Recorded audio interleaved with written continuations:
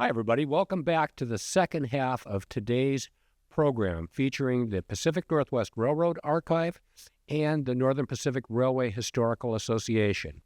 In our first program today, Jack and Gary talked about the Auburn connection, the passenger trains that ran from Tacoma to East Auburn and interchanged or intersected with the Main Streeter and the North Coast Limited. Today, in our second program today, Gary Tarbox will be talking about the development of Northern Pacific Steam Power, a very interesting program for those Northern Pacific steam devotees. So with that, I will turn it over to Gary and Jack as a color commentator, and here starts the second half of our program today. Thank you. It's often hard to remember today that when the railroad started, it was the only real practical means to travel any distance on land. Initially, passenger service was really the driving force for mainline and branch line service. You could travel 2 to 4 miles an hour by wagon, or you could take the train. Passenger service at the time counted for about 60% of the traffic of the revenue for the NP. And then after, of course, the railroad got started, it fostered more and more commerce and allowed the line to really grow exponentially. Let's look at the early NP passenger service history here. Of course, the first spade of dirt was turned over at Carleton in February, freezing February of 1870. I didn't have on the list here, but in 1871, down at Kalama, the West End was started, and that was something that was written into the charter that the Congress presented to the NP, that they shall start from both ends. Now, everybody knows that they didn't go that fast from the West End because they had to ship everything across the Central Pacific and Union Pacific to get to the West Coast, and then they bring it up by boat. So it was a lot harder to build from the West End than it was from the East End.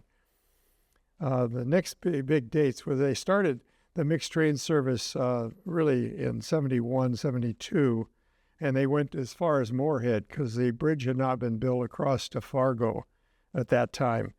An interesting note that NP was one of the first in America to start dining car service in 1876, and they got as far as, of course, the Dakotas at that point.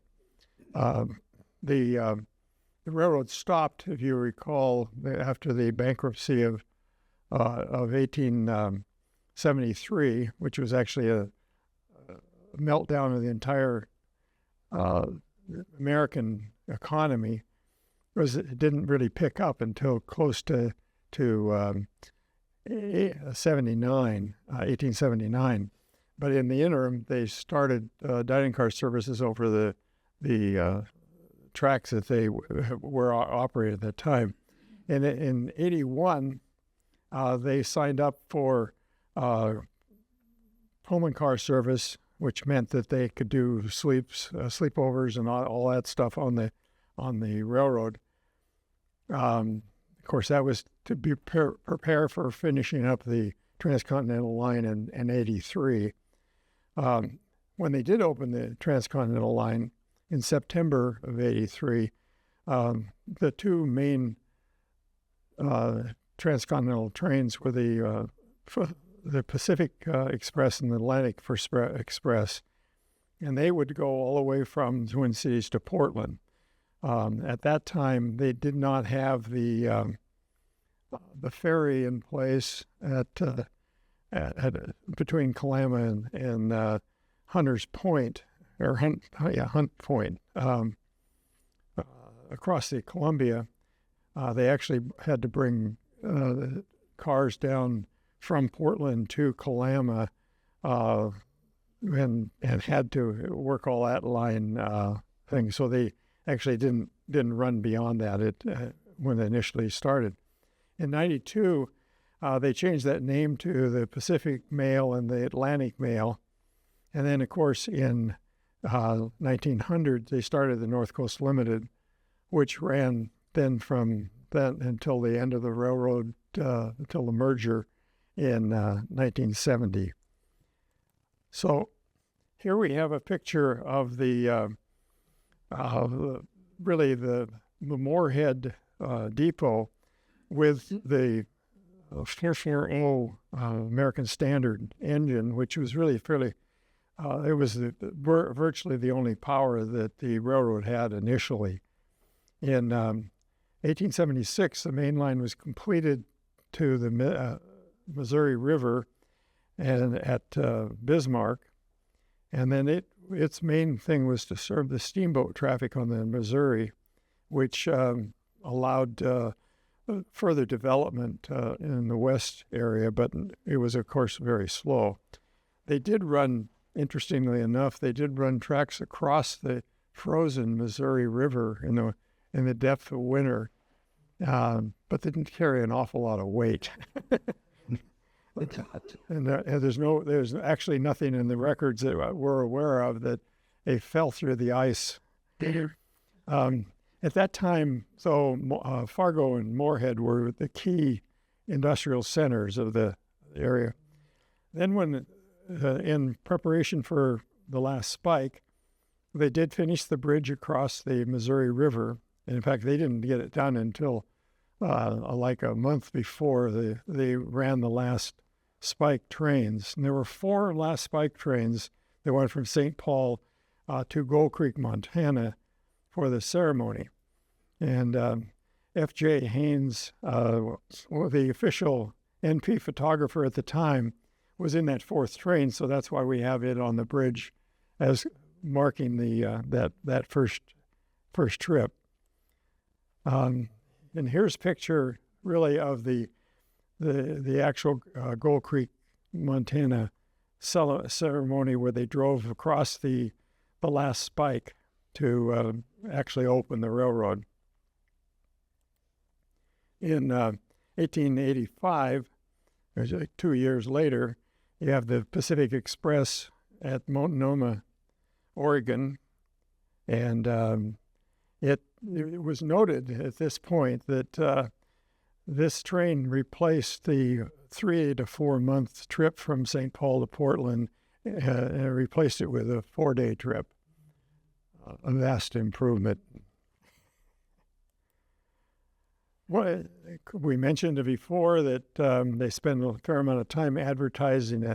In 1884, they advertising the fact that they were serving dinners on the train.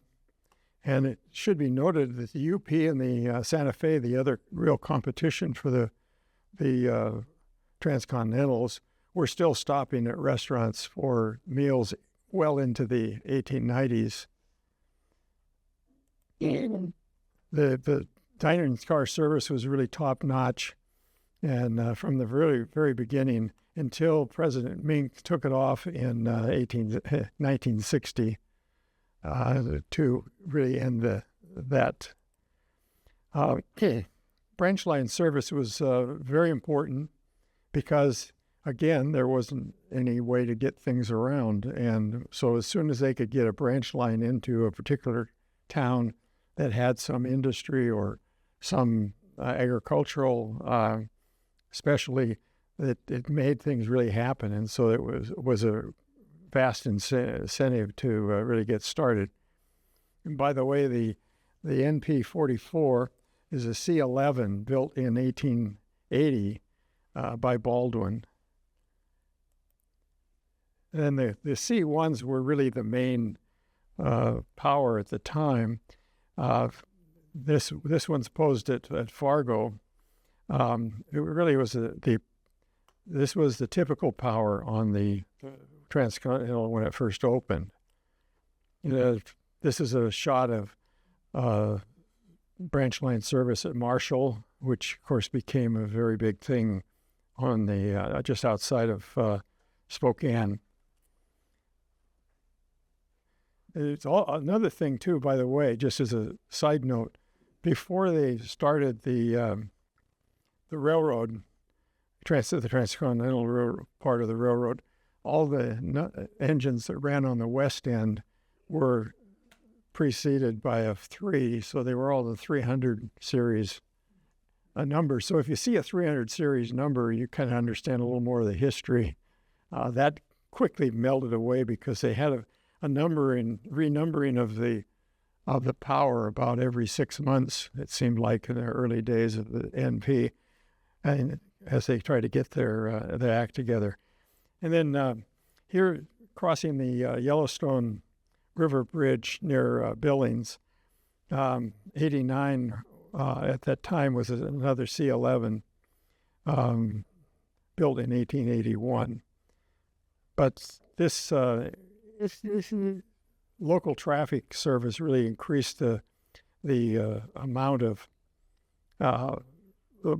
traffic on the railroad. Even though they were out here and there was very few people that lived out here, they would basically start local service into every town so that they could build a business.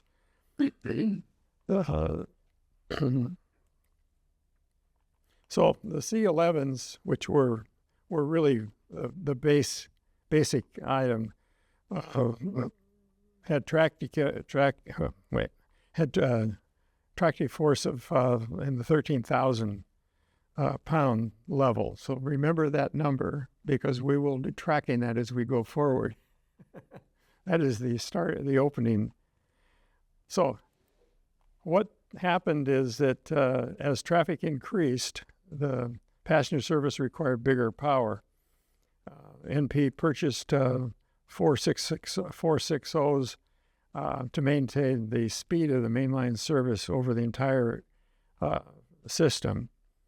623 here is is one of 29 E3 10-wheelers built by Baldwin in 1890. The 10-wheelers demoted the 440s to local and branch line service, which is a theme that you'll see rippling through as we grow the power through the whole length of the railroad. And here's the diagram then of an E3. Notice that the tractive effort now is 17.5, and that's a 34% increase over the 440s. The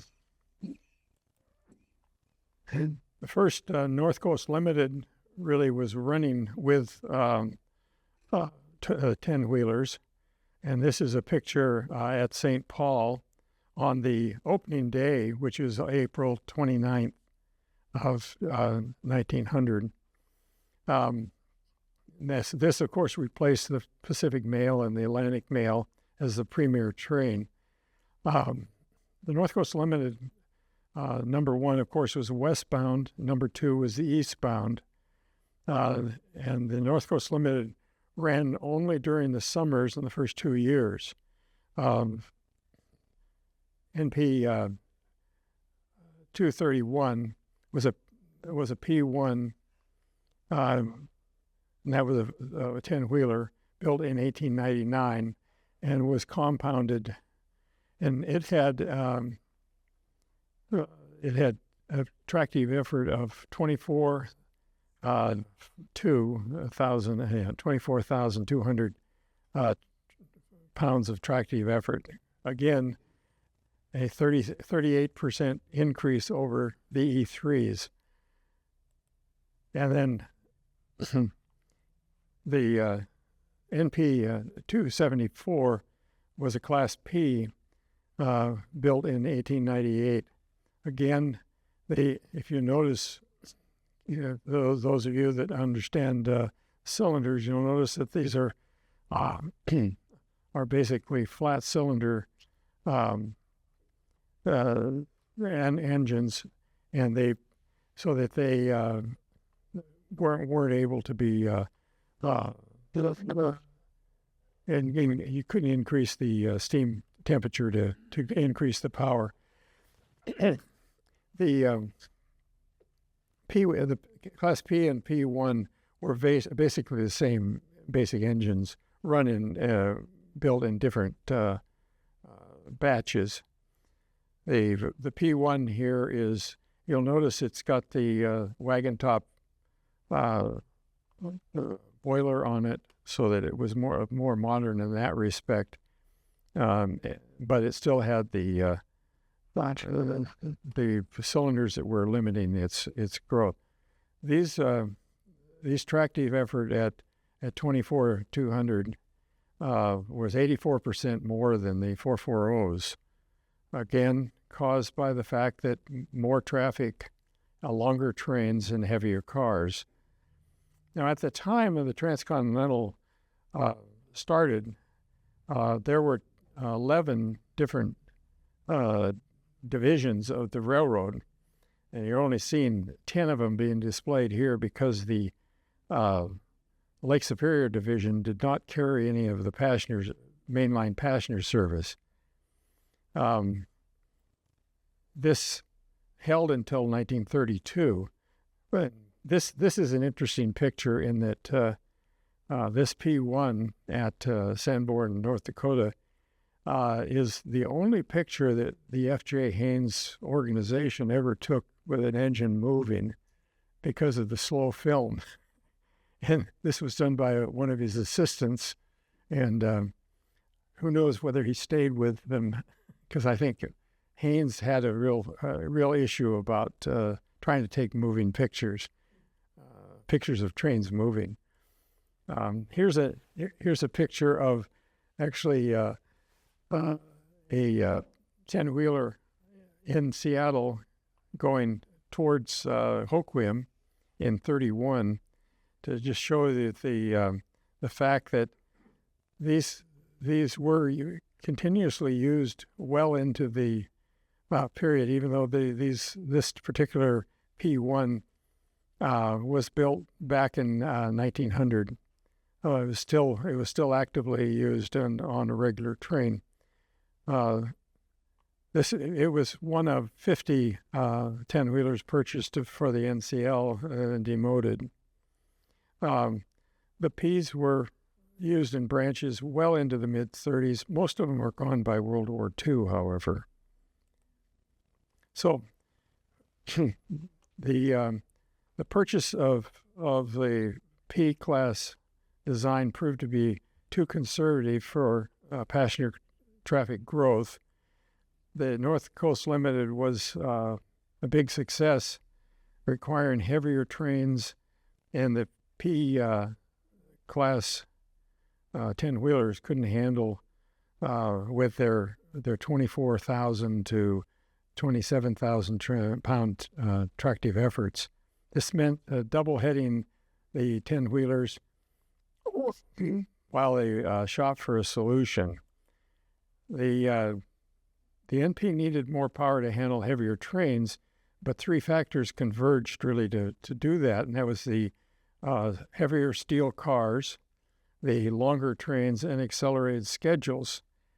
The 10-wheelers could not make larger, could not be made larger without exceeding low axle load limits, and they also tended to fishtail at high speeds. By adding a trailing truck to the firebox, it could be behind the drivers. The firebox could be wider, and therefore provide a better, more efficient firebox. It is important to increase the heating surface of the power output of the boiler. The result of was the Class Q with 31,000 pound tractive effort, a 28% increase over P1s. But you'll notice that also the boiler, though, is straight, and the fact is that straight boilers don't handle the alkali water that tended to be on the eastern end.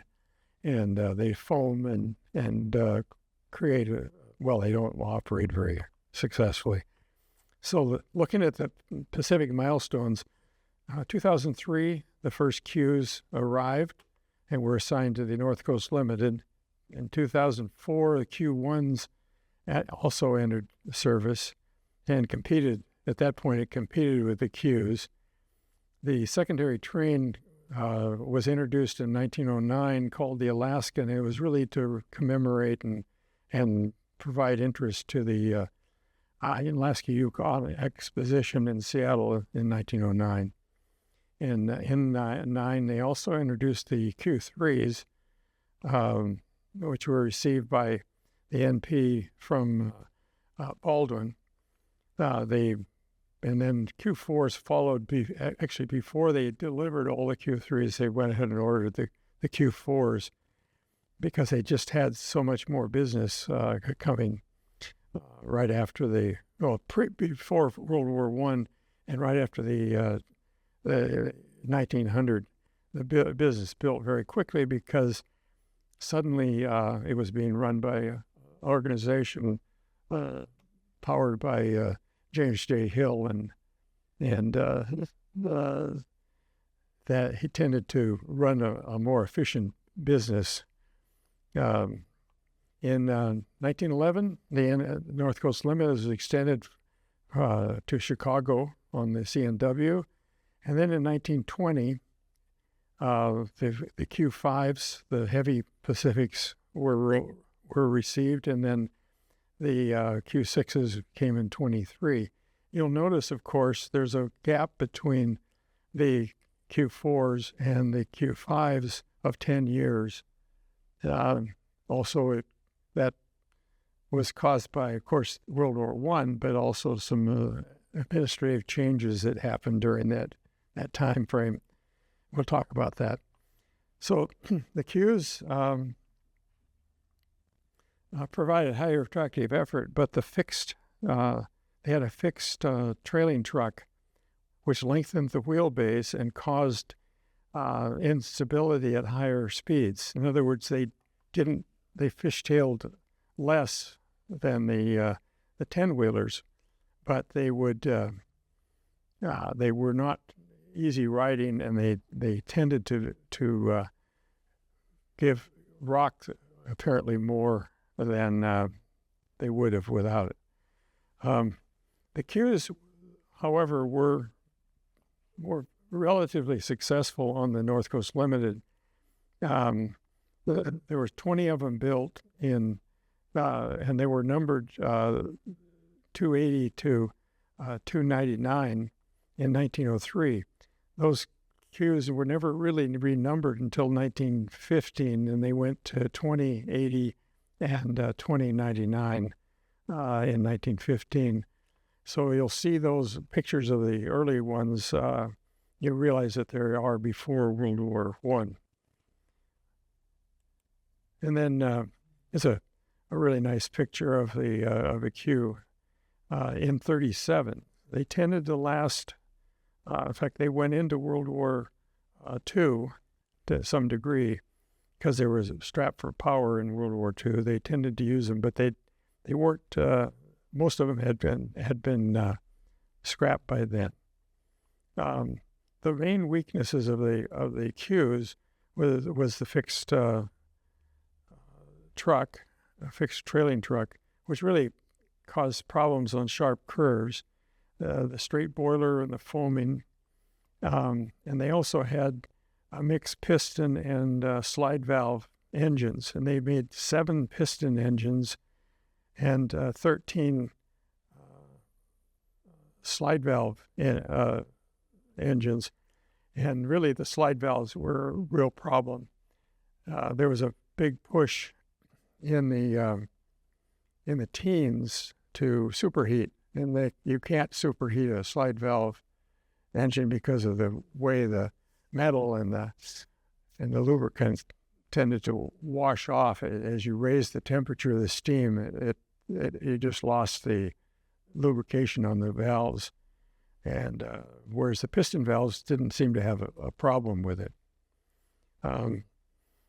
So basically, all the slide valves were retired in the early 30s, and none of them were replaced during shopping. Then none of them put new cylinders on. They just scrapped them out and went to the Q1s, which Q1s then were delivered. If you notice from the picture, and that you do have a wagon top boiler, which eliminates the foaming issue and gave the basically created the steam more efficiently. Because of the success of the Qs, however, the NP ordered 48 similar Pacifics with few changes. In other words, they bought 48 of the Q1s, and they were all with piston valves, and really contributed to the fact that a number of the Q1s were around until the ends of steam. Not most of them, but a lot of them were used on branch line service. The tractive effort of these were really the same as the Qs at 31,000 pounds. And here's the diagram. You can see the wagon top boiler in here, and then the movable trailing truck. We have some interesting issues. James Turner took this great shot of a Q1 2110 westbound, leaving Tunnel 5 on the Stampede Pass. Just around the corner is the Stampede, new Stampede thing. And if you'll notice, that's the tunnel. One tunnel has already been daylighted, because there were two tunnels up there at one point. They've already daylighted the eastbound tunnel, but the westbound Tunnel 5 is still showing. And here's another of Turner's shots. And if you look up behind the train, you'll see the Borup Loop and the track that leads towards the Stampede Tunnel. And here's a great shot of Martin in 1925 with a local passenger train. It stayed like that until they finally replaced the tunnel with the snow shed on the tunnel with a cement one in the 1990s. This is an eastbound train, really the Seattle Yakima local. And then we have another shot of a Q1 in service on the connection between Logan and Helena for trains that went over Homestake Pass and into Butte. And this is, of course, in 1941. Here's the builder's photo of the Q3, which was delivered in 1909. Because of, again, increased passenger business, the NP contracted with Baldwin to build 23 Q3 locomotives, and they were numbered 2148 to 2170 in 1909. You'll notice the Q3 jumped from Q1 to Q3 because when they made the Q2s, they were an unsuccessful compound engine that was built right around the turn of the century, and they proved not to be successful.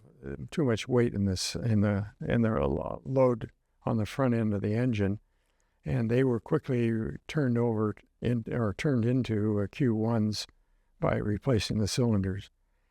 The Q3s were similar design to the Q1s, and again they had the 31,000-pound tractive effort. And here's the diagram of them showing the the wagon top boiler and thing. Now, Jack, you started your first mainline service was with a Q4.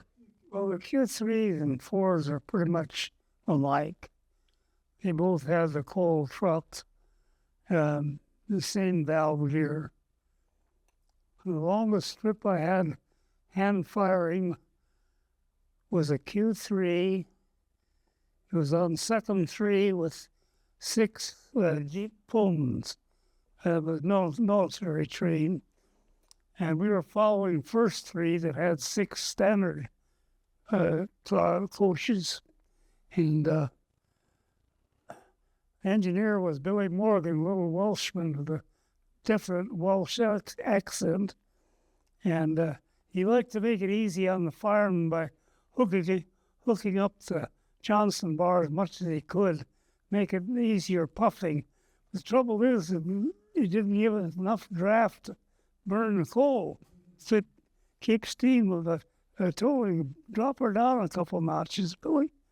But I fired that thing from the Yakima to Cabin Tower and Tacoma Yard. By the time I got to the top of Stampede Pass, I was pretty tired. But we caught first number 3 at East Auburn. They were still there when we followed them down. And but that was the longest trip I ever fired, a hand fired. It was a 2161. There's photographs of that engine, different places. It was used as a mountain helper during World War II. Basically, it looked pretty much the same as the Q4.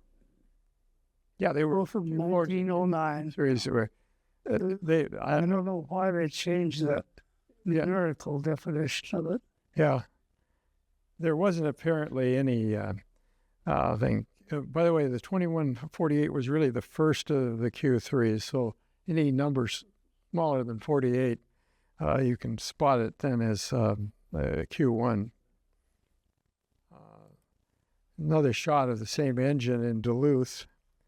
The Q3s lasted till the end of steam on the branch lines, local and helper services. They were built in 3 different cylinder sizes, which yielded tractive efforts of 31,000 to 34,600 pounds. Here's the North Coast Limited in St. Paul in 15. So in early on, and you'll notice there's an awful lot of cars there. Of course, it's flatter back there, and that works. But they were kind of universal and moved throughout the system. The 4s came along, as I mentioned, in 10, and they decided to order 48 of the 4s, of the Q4s. Again, very similar, but the bigger cylinders allowed them to increase the tractive effort by about 9%. Here again, we've got the diagram of them, and again, they look very, very similar to the Q3s. The 2117 here is in helper service coming out of Duluth, and you can see the other engine right there. Here's a Q4s coming through the yard at Missoula as in a helper service. They're because of the mountain grades, and they would undoubtedly be going up over Evero Hill and requiring additional power. Local service out of Missoula before World War II. The local service really continued. Again, this is most likely the connection between that and a local service. And then So we get down to the point of World War I postponed new power from 1910 to 1940. The NP needed more power and designed a much larger Pacific, and they called it the Q4. Alco delivered 20 of the Q5s, numbered 2226 to 2245 in 1920. They had much higher tractive effort at 41,800 pounds. That's a 35% increase over the Q1s. They increased the drivers to 73 inches from 69 that the earlier Pacifics had. The Q5 engine weight went from 230,000 pounds to 323,700 pounds. That's a 41% increase in weight. It had the coal rear truck that rode smoothly at higher speeds. They were substantially larger engine. They had a bigger boiler in addition, and that would produce a lot more steam. So they were more powerful in long runs. They were able to hold the mountain grades a lot better. The grade area went from 43 square feet on a Q4 to 70 square feet on a Q5. Much larger firebox. Yes. This is a great shot of where you've got 2232, which is a Q5, and 2131 back there as the Butte connection, and then we throw in a Challenger just for interest. The Q5s maxed out the axle loading while providing significantly more power. They took over mainline passenger service when delivered. Significant mainline use continued until they were bumped by the diesels. Q5s and Q1s are shown here, and in an interesting shot. Also at Missoula, we have 2245 helping 2607 and number 3 leave Missoula for Evero Hill in 1948. They were bumped when they were finally bumped by the Class A's. They went into helper service and then also maintained certain mainline passenger engines. The 2256 builder's photo for the Q6s, which is really the last of the heavy Pacifics, were delivered in 23, and this is because the passenger traffic really was continuing to grow, both cars weight and length of trains. But the 6s were really just the same design as the Q5s, with a higher boiler pressure of 200 pounds. And the one difference, though, that Jack points out is that they had the Q6s had a trailing truck that was less stable. Yeah, the Douglas truck didn't ride as good as the coal truck. And all 20 of the Q5s were equipped with coffin feed water heaters, which were a kind of tricky device that required an attentive engineer to get a good result. But that class of engine, the entire 20 engines of that class had coffin feed water pumps. A few of the W3s had them too, instead of injectors. Yeah. Here's a shot of a Q6 leaving King Street Station back in the 20s.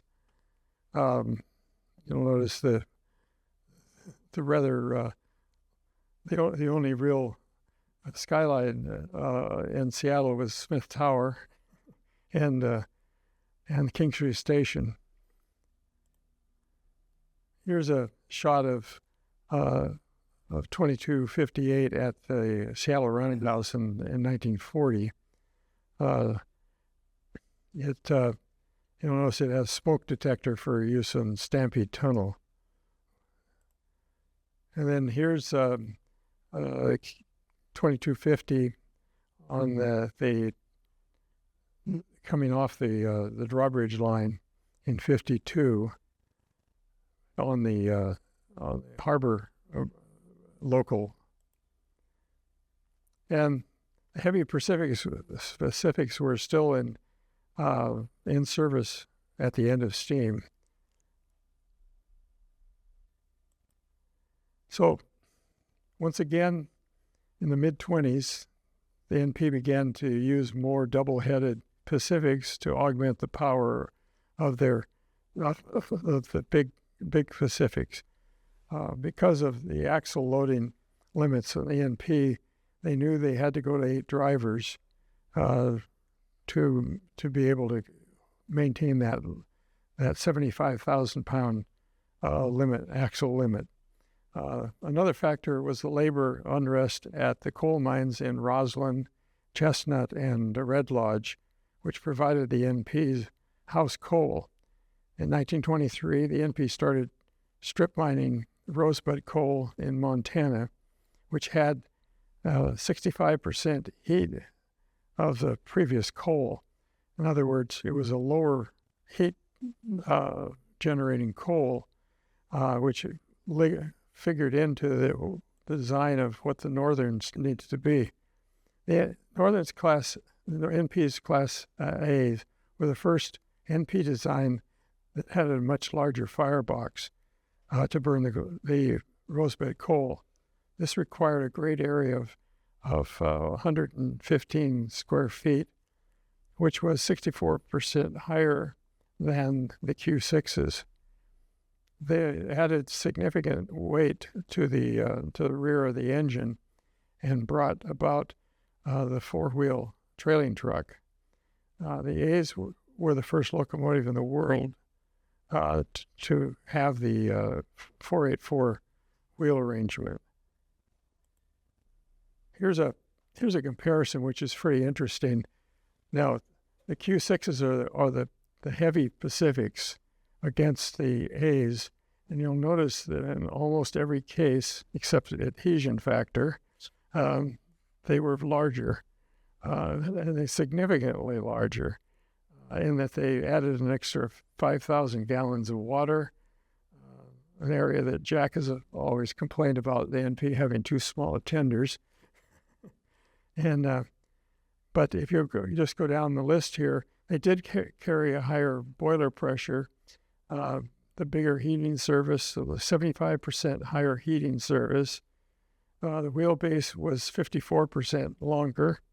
The total, however, was about the same in that the problem was always that they had to replace turntables. If you make the engine longer, it ran into that problem. The adhesion factor was an issue of so much more power, apparently. Now, Jack, in your you did run A's a fair amount when you were firing. How was that? You were running A's when you were.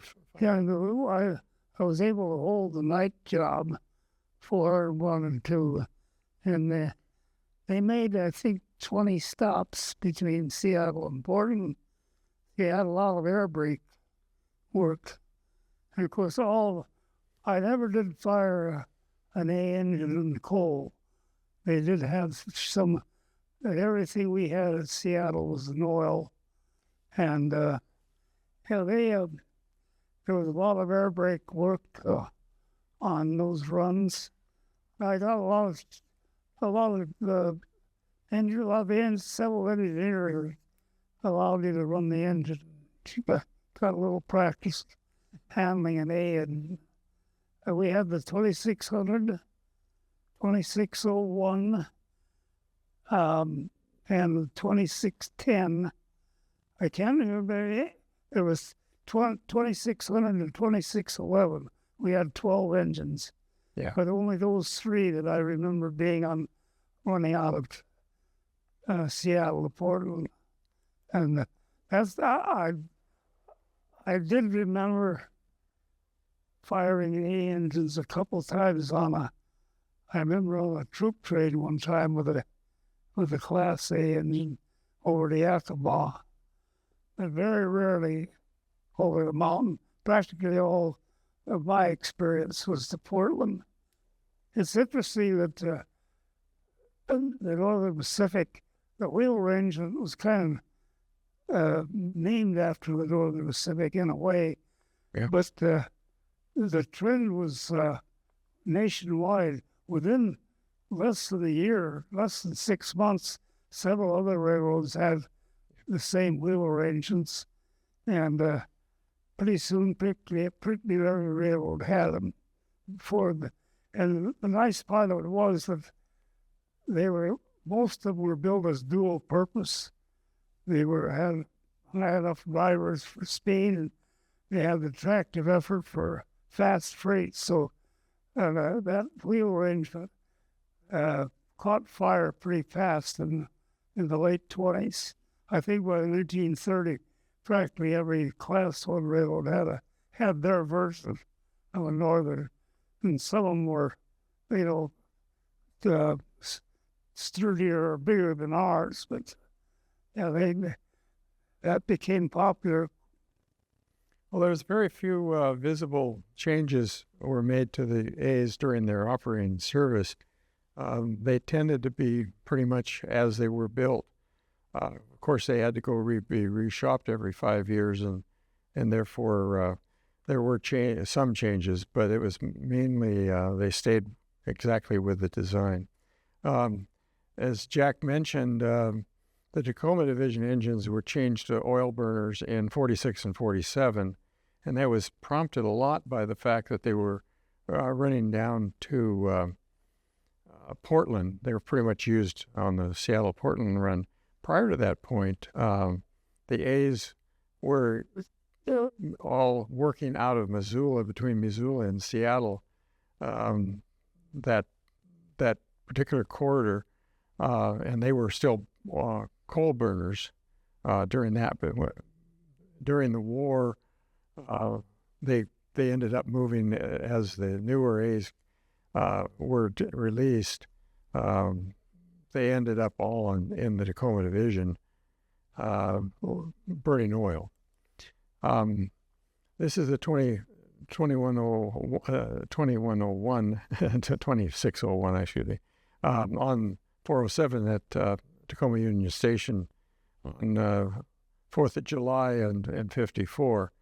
One of Jimmy's great shots, taken early in the morning. This was probably 6:30, and it was late. It was 401. Yeah, 400. Oh, you're right. It's 401. You're absolutely right. Right. So we're trying now. Yeah. Anyway, this was taken like 6:30 in the morning at the sunrise because it's actually eastern light on the engine. While the 2600 was the first Northern, 2601 was not the second NP Northern. All the even-numbered engines were completed before the odd-number engines due to some experimentation with the paint used on each set. Thus, 2002 was the second Northern in the world. 2001 was one of the last two A's to be removed from the NP roster in early 1959. Here's a builder's photo of the A2, which would be the second set, since we just learned that, in 27 outside the American or the Elko plant. 2602 was transferred to Tacoma Division in 39 and stayed there until retirement in 56. Here's a really well laid out 2610. It's a really great picture for detail. It was delivered to the Rocky Mountain Division and then transferred in to Tacoma in 46. And she was retired in 1955. The northern milestones, first quarter of 27, the A's entered service on the Yellowstone and Rocky Mountain divisions in their North Coast Limited and Alaskan service. The NP extended the passenger runs 2 divisions. So when we got the Northerns into service, they were able then to extend the operating districts that gave them more efficiency and actually got rid of some of the terminals that the railroad had been using. The new North Coast Limited was inaugurated in May of 1930, and it eliminated the 4 divisions in 1932. In 1934, the first A2s were delivered. 38, the first A3s were delivered. In 47, the passenger diesel entered service. In 49, the first A2605, which was a troubled engine from the records I've seen, braking axles and a number of other issues, was taken off the roster in 49, and the last A's 2601 and 2604 were removed from the roster, and they were last seen at their RIP track in downtown Seattle, for which I crawled around and took a lot of pictures of over the years. The Yellowstone and Rocky Mountain divisions had become real bottlenecks as the helpers were added or had to split trains. As the A's arrived, the NP extended the passenger runs across 2 operating divisions. This extension foreshadowed the 1932 realignment of the divisions. The North Coast Limited was re-inaugurated with the A's, and A2s, when they arrived, really pushed the older engines to the west, and the 3s really completed that movement. The arrival of the diesels started a 10-year retirement process for steam. And then here's an interesting ad in 1927, which promoted the new Class A engines when they first arrived in service.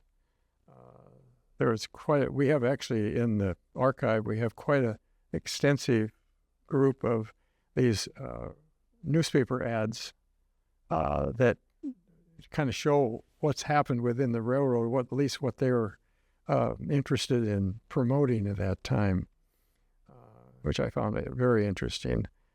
Here's a picture, actually, of the new North Coast Limited exhibition train coming through Yakima. It drew quite a crowd. Here's a picture taken by Ron Nixon of the first run of an A on the North Coast Limited coming through Missoula, where he was based.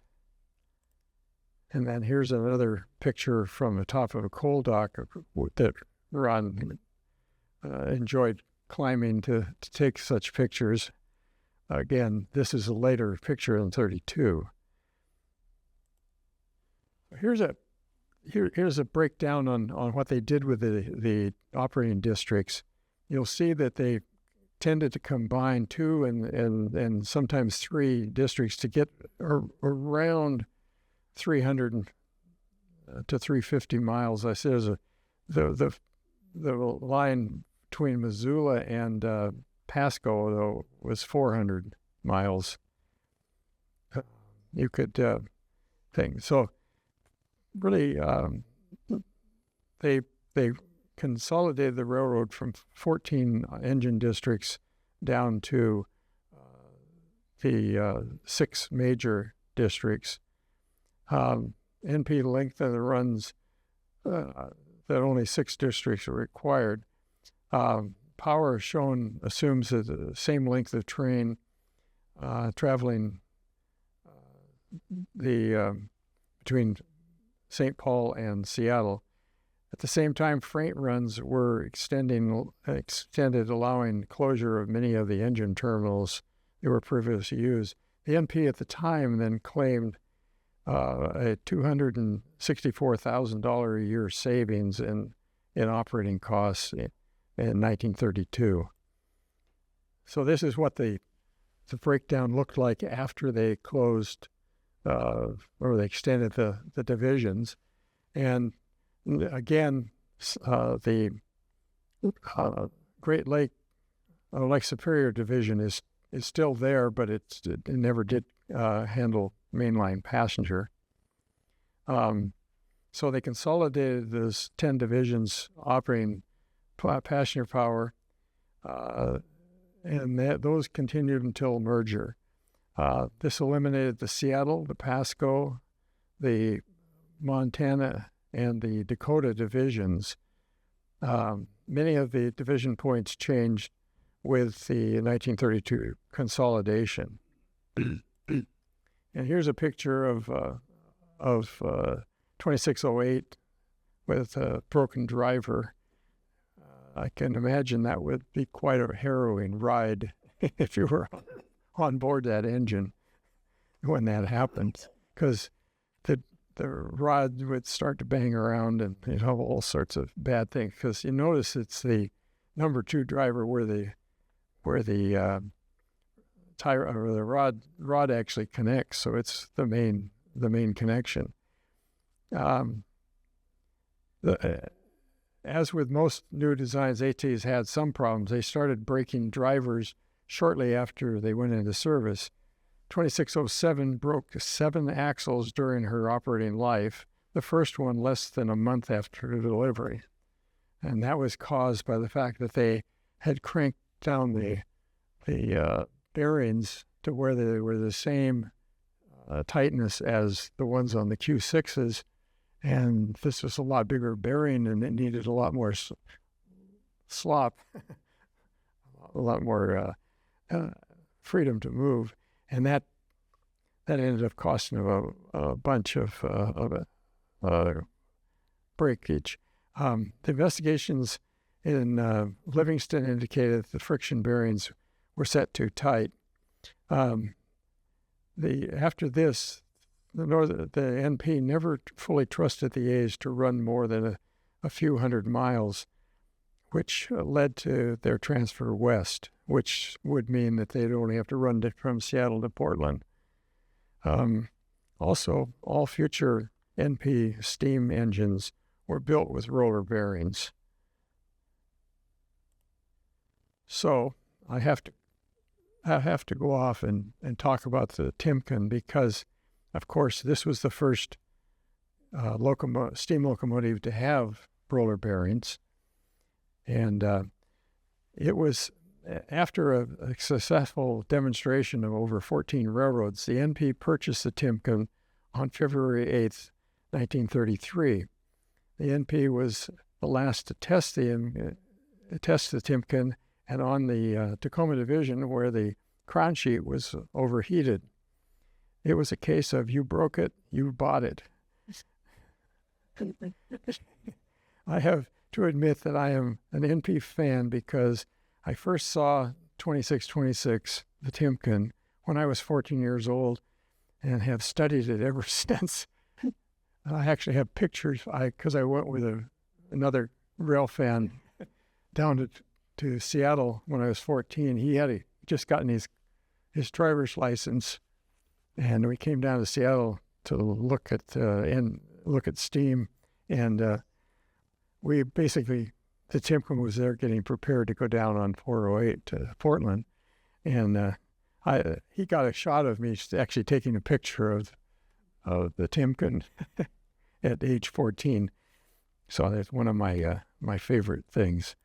Here's the Timken was built, of course, as a demonstrator, and was given the number 4 aces, they called it, 1111. And it was delivered by Alco. And it was an interesting thing that they built this engine by getting all of the companies that built pieces of it to donate the pieces, and they would be paid after the engine was sold after the demonstration. And that was the way it worked. And so when the NP bought it in 33, that amount that they paid for it, which wasn't all that much, got chopped up and sent to all the various people. It's interesting that the design of the Timken accounted for the lower clearances in the eastern railroads. This made the engine smaller than the A's, but able to handle equal trains. The Timken engine was really the first super steam design on the NP, with roller bearings and one-piece cast frame and cylinders. That was one of the things that I've learned over the years, that one of the problems they had with the earlier engines was that all of the pressure that came from the cylinders would start to deform the frames, and also where the cylinders were connected to the frame, since they were bolted together, weren't welded or anything like that. They worked, and ultimately they had to take them apart, rebuild them on a lot of the shopping. So that was part of the whole idea of super steam. Was, of course, the roller bearings made a big deal, the bigger power, but it was really also the frame, being cast frame, was a very important part of it. Here's the builder's photos of the Timken head-on, and then this one I want to really make sure that you realize that Timken road mark had nothing to do with my last name. As somebody pointed out to me when I once showed it to them, I said, "What?" And here she is with the dynamometer car. This is actually the NP dynamometer car. Back, I think they were at Jamestown when this shot was taken. Of course, the interesting thing about the 2626 is that they had a lot of pictures of, they'd take 4 secretaries, tie a rope to the front of the engine, let off the brakes, and they could pull the engine down the track if it was level. And that was a big deal. They did that like 8 or 10 times during the demonstrations, which I thought was pretty interesting. So when the Timken crown sheet was damaged in June of 32, the test on Timken was parked at Auburn until it was finally sent to South Tacoma for repairs. And, of course, that coincided with their purchasing. They had, in other words, they sat there until they got the purchasing arrangement. The Timken made a number of visible changes in service life, and these changes are very helpful in trying to establish the date of a photo. The 2626 had a major problem with steaming freely when she was burning coal, particularly rosebud coal. The numerous smoke box and stack changes were attempts to fix the steaming.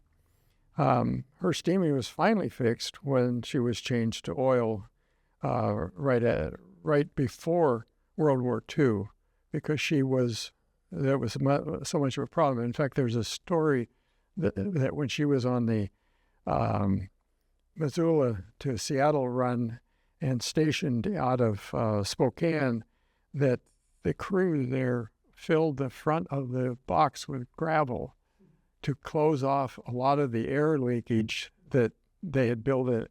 That you need more air to burn hard coal because it's hard.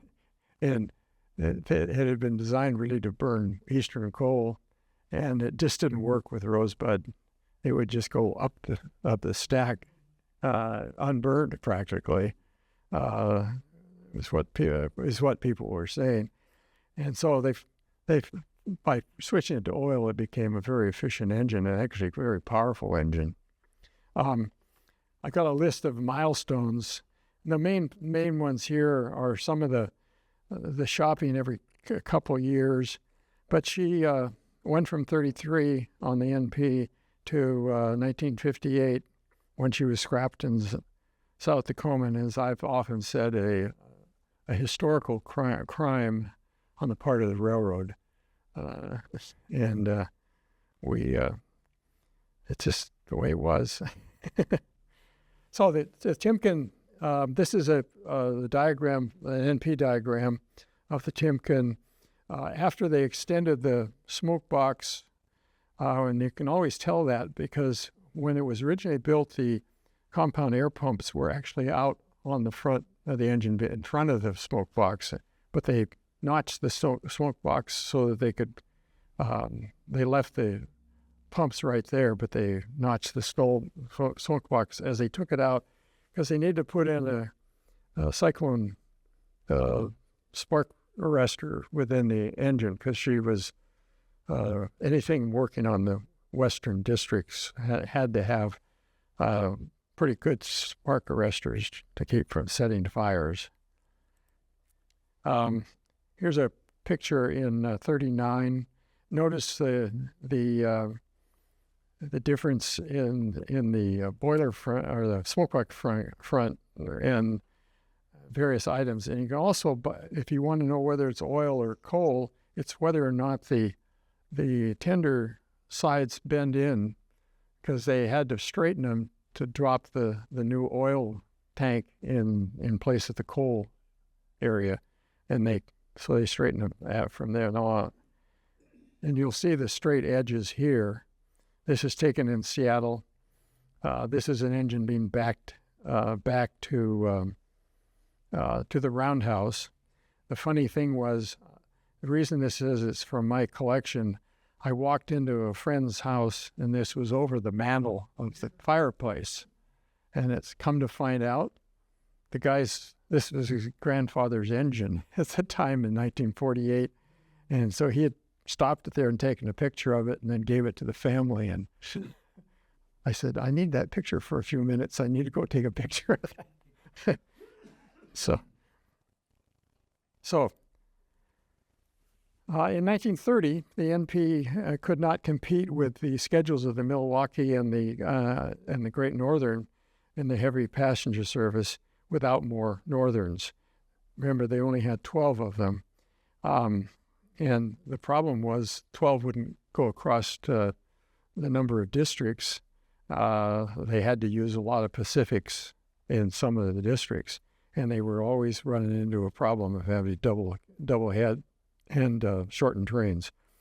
The North Coast Limited was limited to 10 cars in many districts by the aging Q5s and Q6s that had to be used on some districts. So the NP completed the specs for a new class, the A2s, A2 Northerns, in 33, and Baldwin won the contract to build 10. The A2s were numbered 2650 to 2659, with 77-inch drivers, full roller bearings, and a large Vanderbilt tenders, modified Vanderbilt tenders. The weight was a problem, so the NP specified carbon silicon steel for the boilers, saving about 5 tons of weight per engine, which was important to make the axle limits. The total weight ended up being 877,000 pounds, or 73,000 pounds per axle, so just below the 7,500 limit. The A2 delivered, the first one delivered was in 1934, and it was immediately sent to the Chicago World's Fair, where it sat alongside of the Minnetonka for their display. The A2 was a long and lanky engine, but a thoroughly modern steam power. The class was very successful when they were tuned up for service and burning rosebud coal. Here's a shot of the tender, which Jack would have been very happy to have run this thing, because it had a 20,000 gallon water capacity and 27 tons of coal.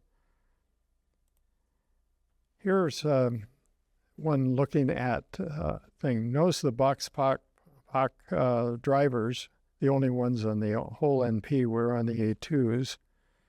I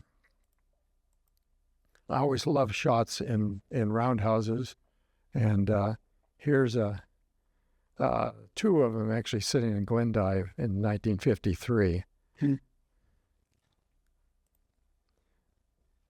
And here's Ron Nixon caught the first A2 on the North Coast Limited in the Rocky Mountain Division near his parents' home in Willow Creek, Montana, in 1934, when they first came into service. Here's a great shot on the turntable at Mandan. The A2s were very successful on the NP, even though they burned inferior but rosebud coal. This is a comparison, an interesting comparison between the A's and the A2s, and why they called them heavy northerns. You'll notice that the weights 13 to 15, 19% total, carried a lot more water. They had roughly the same wheelbase, again limited by the turntable capacities. They were originally designed to burn, to have 260-pound boiler pressures, but that was backed off to 250 soon after they got into service, and they found that there was some problems with the boiler leakage. They were significantly bigger and more powerful than the A Northerns, but they had larger boilers, and the engine was able to use 104% of the steam generated by that boiler. In other words, they maxed out on both the boiler capacity and the basic use of that steam. In 1938, the NP needed more heavy power to replace the Pacifics on its mainline passenger trains and maintain schedules. The NP placed an order for Baldwin with Baldwin's for 8 more A3 engines, which were very similar to the A2s with only minor changes. The A3s were dual-purpose locomotives to be used in both passenger and freight service, as the GN in Milwaukee were offering faster freight service at that point. The boilers were made of silicon magnesium steel to maintain the axle weight below 7,500 pounds. 3 SP&S Northerns, numbers 700 to 702, were ordered at the same time, but were set up to burn oil instead of coal. The A3s were really very much the same, with only some minor internal changes. Due to the need for heavy power, the A3s were mostly used on mainline passenger after delivery, even though they were able to handle freights. The A3s appeared on freights more regularly after 1940, mainly on the eastern divisions. This is a great shot at back east at St. Paul, and she's ready to back out of Mississippi Street facility back to the St. Paul Union Station to pick up the North Coast Limit and go west with it. This is an interesting shot. This is 2660 making a station stop at St. Paul, and this is pictures taken by 13-year-old Jim Fredrickson, and it was really one of his first pictures that he ever took of the NP steam. He personally showed me that and said, this was one of my first ones. And so the ultimate class, NP Northern class, was the A4s, which were delivered in 41 as 2670 to 2677. Similar to the A2s and 3s, they included all-weather cabs, 25,000-gallon centipede tenders, and solid pilots. They were ordered to further displace the heavy Pacifics and Mikados from mainline freight and passenger service. It's interesting, the A4s were the highest horsepower two-cylinder locomotives that the NP were ever had, having a 4,432 indicator horsepower to apply to their emissions. The centipede tender weighed 88% of the locomotive for a total weight of 9,045,800 pounds. This was about a 75,000 pound increase in total weight over the A2s. Again, they look the same except for the cab and the solid pilot. That's the most distinguishing thing. Although they clearly look different because they put a smaller headlight on them than the traditional NP power.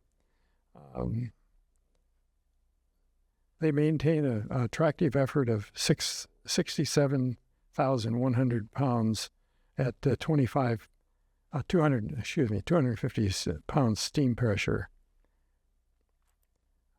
And the original justifications for A4s was to improve the speed of freight service on the East End. 2672 prepares to leave Forsyth after World War II.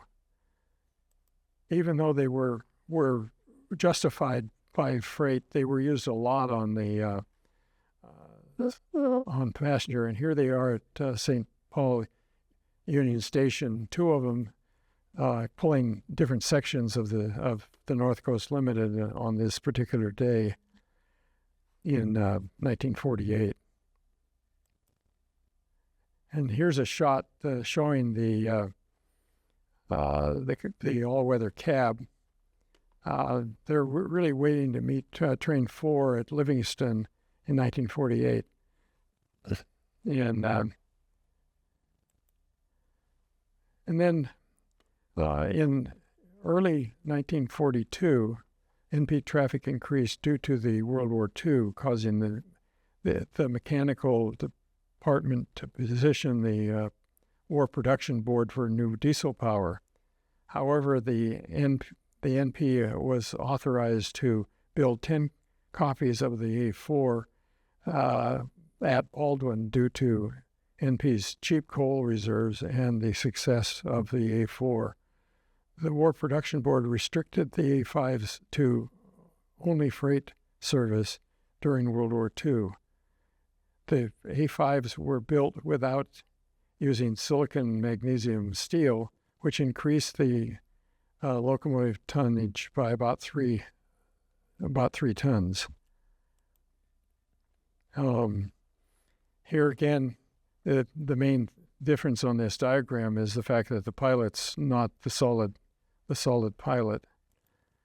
And here's this is probably the last NP steam engine to be shopped, completely shopped in 53. They were just out of the shop.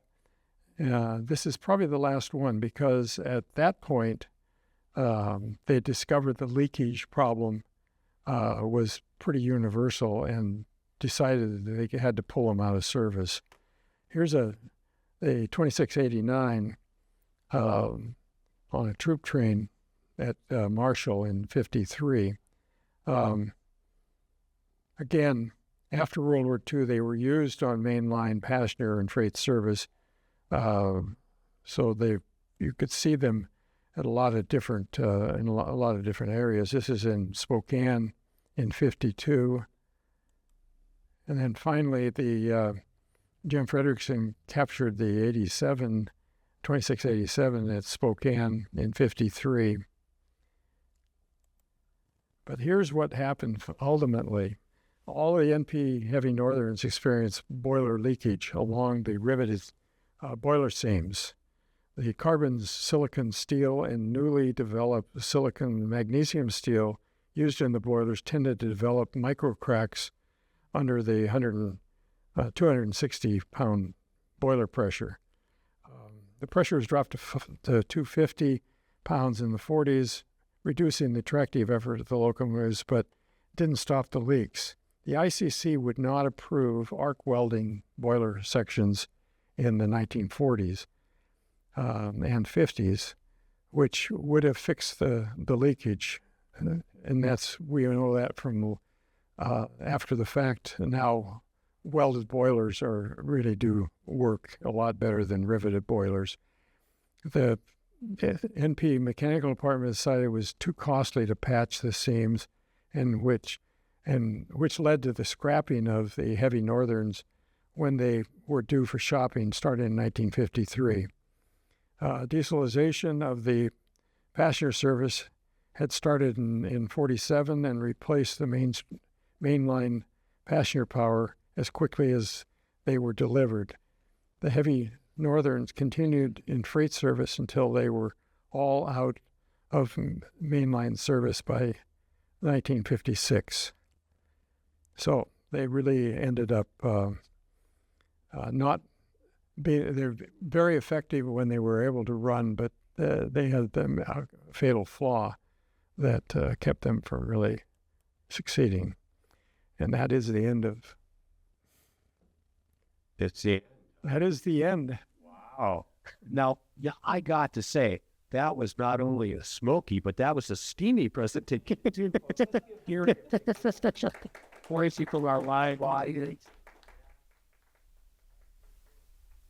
I can tell you, folks, that we've had a number of questions starting to develop up in the queue and some commentary too. And some of this is coming from our virtual audience. And so, Virginia, what have we got for questions so far? A couple questions from Dave Sproul. Gary, I was told that Tunnel 5 was left over from single track days and then used for the westward track. And when mine double tracked in 1914, it cut was blasted for the eastward track. Similar to the situation at Tunnel 2. Thoughts? Well, there was a Tunnel 6 that I had never seen exactly where it was. And my assumption was that was what that was where they had put that thing. But however, he's absolutely right that when they double tracked the mountain, they cut that through, similar to what they did in Tunnel 2. They put a parallel cut. So, yeah, He's right.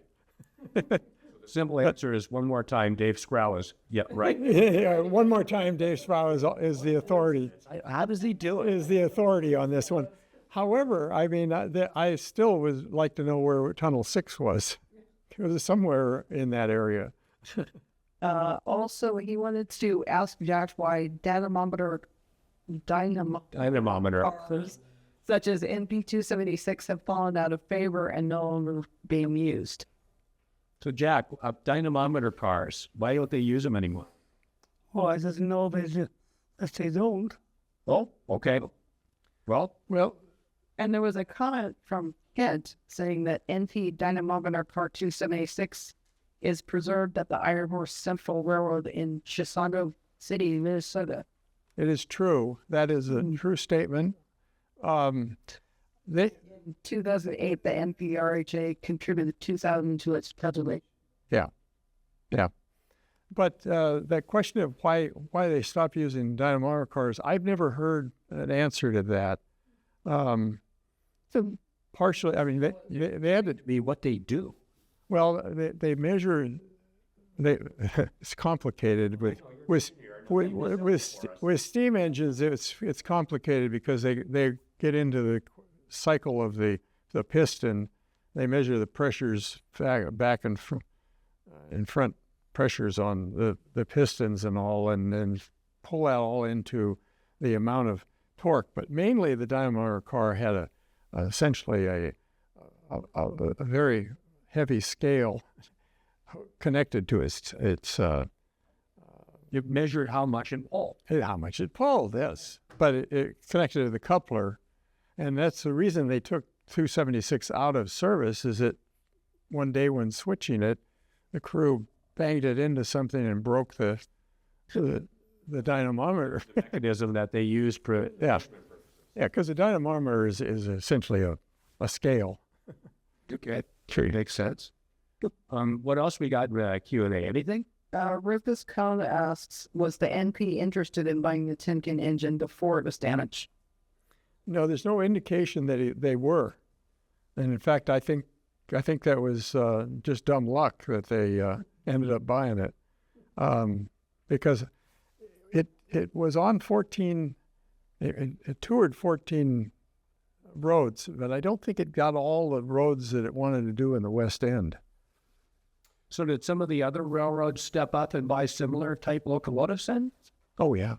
It became pretty much the dominant. Well, not. So there was a lot of discussion between railroad mechanical departments about what was working for them, and there was not a lot of secrecy there, and so the Santa Fe in particular built the heaviest Northerns but everybody started putting in roller bearings in all their steam locomotives.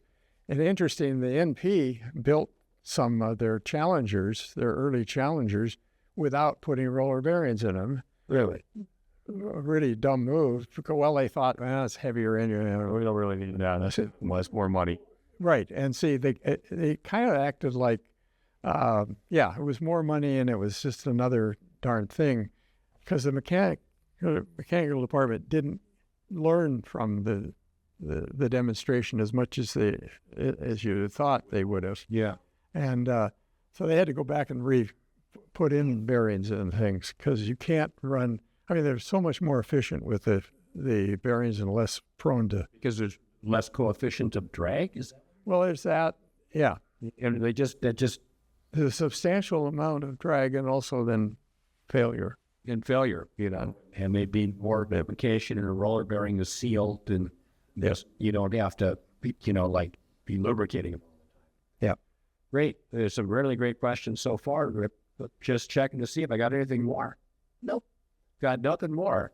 Yep. And a question in the back. Go ahead, please. A quick question, and then I'll add a comment afterwards. But early C-class, the 440s, it looked like some of those pictures from some of the first class, like from the 1870s, were wood burners, but then they converted to coal and made the subsequent classes.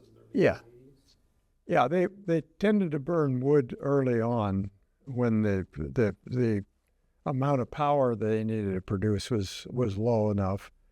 Wood, of course, was easier to get than coal, because at that time they hadn't developed the coal mines. They got more levels. Yeah. Conducted the whole. Wow, just those discussion of the dynamity or cars, just recollection of the story. This is a different period, but the book I've read about the Sioux line, and they were in the 1980s. They were looking to replace a lot of old Milwaukee Road power that was being returned for lease, and the Milwaukee Road has a dynamity or car that was basically retired. They brought it out into service because they were trying to test the newest GE versus EMD diesels, and some of them were still used in the diesel era, but they were and in the diesel era, I think they were still trying to measure pulling power, but they're trying to measure specific performance of and trade-offs of the different two types of diesel. Well, yeah, and the NP tested a lot of the diesels with and they were really concerned about the wheel slippage. Yeah, adhesion. Yeah, and because the problem with the diesel, with all, it's funny. We got two members here locally, and they're sitting in front of each other. I mean, what can I say? We have 25 chairs, and you pick the two. Is this the way the audience? Just the way the audience is. You're used. It doesn't have to be just the way that the audience is aligned in the room. Yeah, it's funny. Actually, it's a secret pattern. Anyway, so what I'm saying is that they did test all the way up to the SD45s, and because of the SD45s had a different wheel slip mechanism in it, and in fact, the NP actually got down on EMD for not putting the more modern wheel slip into the 45s, and they forced them to do it by saying, we're not going to buy any of these things if they're going to. The two-line diesel set book that came out. The Sanders. Yeah. Two-line book has the interesting pictures. Yeah, okay. The EMB demonstrators before NP agreed to buy them. They tested the EMB demonstrators with their. Yeah. Well, I had a chance to interview Wilbur Shannon. Yeah, he was CMO for the NP. And yeah, he was chief of mechanical officers. And he went into that in great detail. He said those guys would not bring it out because they didn't want to introduce it and kill the sales of some other form of. And he said, well, since he was actually the guy making the decision, he said, we're not going to buy this thing. You guys are going to do that kind of stuff. So, and also GE had a better wheel slip thing, and EMD was trying to do it such that they could ace them, some way. I don't remember that. Those are very powerful diesels, but they also tended to break through crankshaft. Yeah, well, right. And then the SD40, of course, became the ultimate diesel locomotive. You liked SD42s, didn't you, Jack? Oh, yeah. And as good a locomotive as you ever drove, weren't they? And it's the SD40. The SD40. Oh, because, they were kind of the workhorse for a long time, 3,000 horse. But GEs they got now are entirely different, much more powerful. Yeah, but Sure. it was, but yeah, the SD40s were workhorses for quite a long time. Yeah. Like, reliable. And Kurt's got a question. I have to ask, Jack, did you have a favorite steam engine of all the ones that you worked on? Well, as far as I never ran a locomotive as an engineer. Yeah. Being paid as an engineer, I got to run them a lot because if you did your work right, the engineers, they thought the fireman's job was easier with an oil burn. So they let you run the engine, and if you can do it. But I suppose I did the most with the A's, the 3 A's that we had. And on the Portland run, I think there was more actual work with a steam engine course, I did a little bit of on mountain biking. I worked the Everett Turn on Maltby Hill. Ed Hurley was one of my favorite engineers, and he taught me how to brake on the hump, to split the feed valve port. Still on mountain grades, get a steady application to compensate for leakage. See, if you lap the brake valve, well, the leakage would take it down even more. But if you put that brake valve on the hump, and usually the main reservoir needle would flicker when you did that. I don't know why. But he taught me a lot about mountain braking, mostly on W3s. But yeah, I probably got more time in on the A's than anything. No. And we've got another question out of our audience. Virginia, go ahead, please. This is not a question, but a comment from Kent Sullivan. Okay. For those interested in early NP photography, especially Western divisions, the Haynes photo collection that Gary mentioned is being digitized by the Montana Historical Society. It's not finished yet, but it's well on its way. We can provide that URL for you later. He and Dan Kazine are making a list of the images that specifically show early NP steam locomotives, and they are happy to share this upon request. Great. Well, I appreciate the Email care. Our researchers hard at work for us as well while the program is going on. So, anything more from our audience, Virginia? Nope. No, going once, going twice. So now we get to my favorite part of the program where we start thanking people. And one of the first people I want to thank, or the group I'm going to thank, is the Highline Heritage Museum here in Washington, for being just an absolutely splendid host. But not only this event, but for Jack's event back in January, and for some of the recording sessions that we've done with Jack that we'll be sharing in the future. Highline Heritage Museum folks, Nancy and Nat and all the folks here are super helpful and are just a great partner for our PNRA, KNPRHA, Cascade Rail Foundation for us to all work with. I'd also like to thank Joshua Wursma, Autochrome Media, my videographer, you've got a great team, and we've done a lot of great programming, a lot of which is on either the PNRA or Cascade Rail Foundation YouTube channels.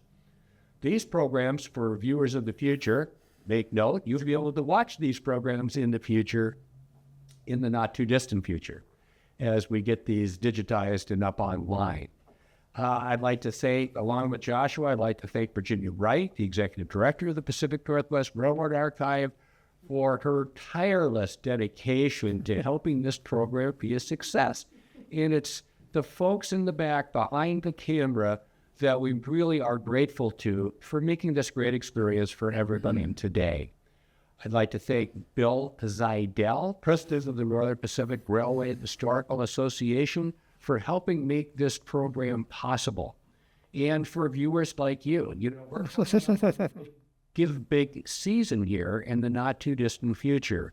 So, programming like this, we provide free for our audience, but please help support a heritage organization either in your community or, hey, support us, Pacific Northwest Railroad Archive, and help us be able to continue to provide programming like this.